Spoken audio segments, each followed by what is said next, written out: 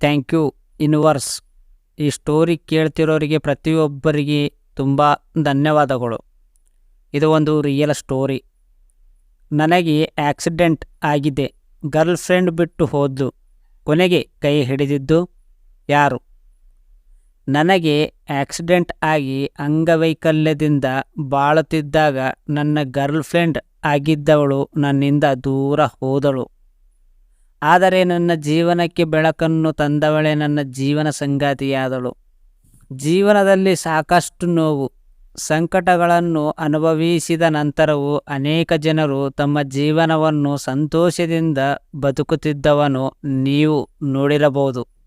ಅಂತಹ ಜನರ ಕಥೆಗಳು ಕೇಳಲು ತುಂಬ ವಿಚಿತ್ರವಾಗಿ ತೋರುತ್ತದೆಯಾದರೂ ಆದರೆ ವಾಸ್ತವದಲ್ಲಿ ಅದು ಸಂಭವಿಸುತ್ತದೆ. ಅಂತಹದೇ ಒಂದು ಘಟನೆ ನನ್ನ ಜೀವನದಲ್ಲೂ ನಡೆದಿದೆ. ಕಾಲೇಜಿನ ಸ್ಟಾರ್ ಆಗಿದ್ದೆ. ನಾನು ನನ್ನ ಫುಟ್ಬಾಲ್ ತಂಡದ ಸ್ಟಾರ್ ಆಗಿದ್ದೆ. ನನ್ನ ಗುರಿಗಳು ನನ್ನ ತಂಡವನ್ನು ಹಲವು ಬಾರಿ ಗೆಲ್ಲಲು ಸಹಾಯ ಮಾಡಿತ್ತು. ಇದರಿಂದಾಗಿ ನಾನು ಕಾಲೇಜಿನಲ್ಲಿಯೂ ಬಹಳ ಜನಪ್ರಿಯನಾಗಿದ್ದೇನೆ. ಜೀವನದಲ್ಲಿ ನಾನು ಬಯಸಿದೆಲ್ಲವನ್ನು ಪಡೆಯುತ್ತಿದ್ದೆ. ನನ್ನ ಜೀವನದಲ್ಲಿ ನಾನು ತುಂಬ ಸಂತೋಷವಾಗಿದ್ದೆ. ಹುಡುಗಿಯರು ಕೂಡ ನನ್ನ ಸುತ್ತಿದ್ದರು. ಆದರೆ ಯಾರು ಕಣ್ಣು ನನ್ನ ಮೇಲೆ ಬಿತ್ತೋ ಗೊತ್ತಿಲ್ಲ. ನನ್ನ ಜೀವನವು ಶಾಶ್ವತವಾಗಿ ಬದಲಾಗಿದೆ. ಅಪಘಾತ ನನ್ನ ಜೀವನವನ್ನೇ ಬದಲಾಯಿಸಿತ್ತು. ಒಂದು ಮಧ್ಯಾಹ್ನ ನಾನು ನನ್ನ ಫುಟ್ಬಾಲ್ ತಂಡದೊಂದಿಗೆ ಅಭ್ಯಾಸ ಮುಗಿಸಿ ಮನೆಗೆ ಹಿಂದಿರುಗಿದಾಗ ಇದ್ದಕ್ಕಿದ್ದಂತೆ ನನ್ನ ಬೈಕಿನಿಂದ ಬಿದ್ದು ನನಗೆ ಅಪಘಾತವಾಯಿತು. ಇದು ಸಣ್ಣ ಅಪಘಾತವಲ್ಲ, ಆದರೆ ಇದು ನನ್ನ ಮೇಲೆ ತುಂಬ ಪರಿಣಾಮ ಬೀರಿತು. ನನ್ನ 2 ಕಾಲುಗಳಲ್ಲಿ ಮುರಿತದ ಜೊತೆಗೆ ನನ್ನ ಮೊಣಕಾಲು ಕೀಲು ಶಸ್ತ್ರಚಿಕಿತ್ಸೆ ಮಾಡಬೇಕಾಗಿತ್ತು. ಈ ಸಮಯದಲ್ಲಿ ವೈದ್ಯರು ನನಗೆ ಮೊದಲಿನಂತೆ ಕಾಲುಗಳ ಮೇಲೆ ನಿಲ್ಲುವುದು ಅಸಾಧ್ಯವೆಂದು ಹೇಳಿದರು. ಇದರರ್ಥ ನಾನು ನನ್ನ ಜೀವನದಲ್ಲಿ ಮತ್ತೆ ಫುಟ್ಬಾಲ್ ಆಡಲು ಸಾಧ್ಯವಿಲ್ಲ. ಈ ಸುದ್ದಿ ಕೇಳಿದ ಮೇಲೆ ನನಗೆ ಬದುಕುವ ಭರವಸೆ ಸಂಪೂರ್ಣ ಛಿದ್ರವಾಯಿತು. ಇದಕ್ಕೆ ನನಗೆ ದೂಷಿಸತೊಡಗಿದೆ, ಏಕೆಂದರೆ ಈಗ ಜನರು ನನ್ನ ಬಗ್ಗೆ ಸಹಾನುಭೂತಿ ತೋರಿಸಲು ಪ್ರಾರಂಭಿಸಿದರು. ಆಕ್ಸಿಡೆಂಟ್ನಲ್ಲಿ ನನ್ನ ಇಡೀ ಜೀವನವನ್ನೇ ಕಳೆದುಕೊಂಡಿದ್ದೇ ವರ್ತಿಸುತ್ತಿದ್ದರು. ನನ್ನ ಗರ್ಲ್ ಫ್ರೆಂಡ್ ನನ್ನಿಂದ ದೂರವಾದಳು. ನನ್ನ ಈ ಸ್ಥಿತಿಯನ್ನು ನೋಡಿ ನನಗೆ ತುಂಬ ನಿರಾಸೆಯಾಗತೊಡಗಿತು.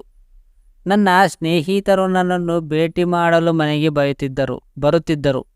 ನನ್ನ ಅಂಗವೈಕಲ್ಯವು ಜನರ ನೈಜತೆಯನ್ನು ನನಗೆ ಬಹಿರಂಗಪಡಿಸಲು ಅದಕ್ಕೆ ಕಾರಣ ನನ್ನ ಸ್ನೇಹಿತರು ಈಗ ನಮ್ಮೊಂದಿಗೆ ಹೊರಗೆ ಹೋಗಲು ನಿರಾಕರಿಸಿದ್ದಾರೆ. ನನ್ನ ಗೆಳತಿ ಕೂಡ ನನ್ನಿಂದ ದೂರವಾದಳು. ನನ್ನ ಮನದಾಳದ ಮಾತುಗಳನ್ನಾಡಬಲ್ಲವರು ನನ್ನ ಬಳಿ ಇರಲಿಲ್ಲ. ನನ್ನ ಸಮಯ ಕಳೆಯಲು ನಾನು ಕಾಲೇಜು ಮುಗಿದ ನಂತರ ಉದ್ಯೋಗ ಪಡೆಯಲು ಪ್ರಯತ್ನಿಸಿದೆ, ಆದರೆ ನಾನು ಯಶಸ್ವಿಯಾಗಲಿಲ್ಲ. ಒಬ್ಬಳು ಹುಡುಗಿಯನ್ನು ಭೇಟಿಯಾದೆ. ಎಷ್ಟೋ ಪ್ರಯತ್ನಗಳ ನಂತರ ನಾನು ಮನೆಯಿಂದಲೇ ಕೆಲಸ ಮಾಡಲು ಪ್ರಾರಂಭಿಸಿದೆ. ಈ ಸಮಯದಲ್ಲಿ ನಾನು ಒಬ್ಬ ಹುಡುಗಿಯನ್ನು ಭೇಟಿಯಾದೆ. ಅವಳು ಸ್ವಲ್ಪ ಸಮಯದೆಲ್ಲ ನನ್ನೊಂದಿಗೆ ತುಂಬ ಸ್ನೇಹಪರಳಾದಳು. ನನ್ನ ಅಂಗವೈಕಲ್ಯದ ಬಗ್ಗೆ ಎಲ್ಲರಿಗೂ ತಿಳಿದಿತ್ತು ಮತ್ತು ಉದ್ದೇಶಪೂರ್ವಕವಾಗಿ ಅದರ ಬಗ್ಗೆ ಮಾತನಾಡುತ್ತಿದ್ದರು. ಆದರೆ ನನ್ನ ಸ್ನೇಹಿತ ಯಾವಾಗಲೂ ನನ್ನನ್ನು ನಗಿಸಲು ಪ್ರಯತ್ನಿಸುತ್ತಿದ್ದರು. ನಾನು ಅವಳೊಂದಿಗೆ ಮಾತನಾಡುವುದನ್ನು ಆನಂದಿಸಿದೆ. ಆಕೆ ನನ್ನ ಅಸಮರ್ಥತೆಯನ್ನು ಅನುಭವಿಸಲು ಎಂದಿಗೂ ಬಿಡಲಿಲ್ಲ. ನನ್ನ ಮೇಲೆ ಎಂದಿಗೂ ಕರುಣೆ ತೋರಲಿಲ್ಲ. ಇದೇ ನನಗೆ ಆಕೆಯಿತ್ತು ಆಕರ್ಷಿತವಾಗಲು ಕಾರಣವಾಯಿತು. ಅವಳು ನನ್ನ ಬಾಲ್ಯದ ಗೆಳತಿಯಾಗಿದ್ದಳು. ನನ್ನ ಕಷ್ಟದ ಸಮಯದಲ್ಲಿ ಅವಳು ನನಗೆ ಸೂರ್ಯನ ಕಿರಣದಂತೆ ನನ್ನ ಜೀವನದಲ್ಲಿ ಬೆಳಕನ್ನು ತುಂಬಿದಳು. ಆಶ್ಚರ್ಯವೆಂದರೆ ಆಕೆ ನನ್ನ ಬಾಲ್ಯದ ಗೆಳತಿ ಎನ್ನುವುದು. ವಾಸ್ತವವಾಗಿ ನಾನು 5ರಿಂದ 7ನೇ ತರಗತಿಯವರೆಗೆ ಮಥುರಾದಲ್ಲಿ ಓದಿದ್ದೇನೆ. ಆ ಸಮಯದಲ್ಲಿ ಅವಳು ನನ್ನ ಸ್ನೇಹಿತೆಯಾಗಿದ್ದಳು. ಆದರೆ ಇದನ್ನು ತಿಳಿದ ನಂತರ ನನಗೆ ಮುಂದುವರಿಯಲು ಭಯವಾಯಿತು. ನನ್ನ ಅಂಗವೈಕಲ್ಯದಿಂದಾಗಿ ಯಾರೂ ನನ್ನೊಂದಿಗೆ ಇರಲು ಬಯಸಲಿಲ್ಲ. ಆದರೆ ನಾನು ಇನ್ನೂ ಬಿಡಲಿಲ್ಲ ಮತ್ತು ಅವಳ ಪ್ರಸ್ತಾಪವನ್ನು ಮಾಡಿದೆ. ಇದನ್ನು ಕೇಳಿ ಸಂತೋಷದಿಂದ ಕುಣಿದಾಡಿದಳು. ಅವಳು ನನ್ನನ್ನು ಪ್ರೀತಿಸುತ್ತಾಳೆ ಎಂದು ಹೇಳಿದಳು. ನನ್ನ ಹೃದಯವು ಅಂತಿಮವಾಗಿ ನನ್ನನ್ನು ಪ್ರೀತಿಸಿದ ವ್ಯಕ್ತಿಗಾಗಿ ಮಿಡಿಯಿತು. ನಾನು ಅಂಗವಿಕಲನೆಂಬುದನ್ನು ಆಕೆ ಲೆಕ್ಕಿಸಲಿಲ್ಲ. ನಾವು ವೈವಾಹಿಕ ಜೀವನದಲ್ಲಿ ಸಂತೋಷವಾಗಿದ್ದೇವೆ. ನಾವಿಬ್ಬರು ಮದುವೆಯಾಗಿ 5 ವರ್ಷಗಳಾಗಿವೆ. ನಮ್ಮ ಸಂಬಂಧದ ಹಿಂದೆಂದಿಗಿಂತಲೂ ಗಟ್ಟಿಯಾಗಿದೆ.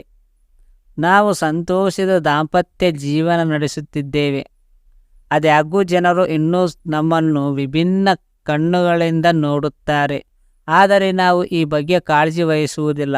ಮೊದಲಿನಂತೆ ನನ್ನೊಂದಿಗೆ ಗಟ್ಟಿಯಾಗಿ ನಿಂತಿದ್ದಾಳೆ.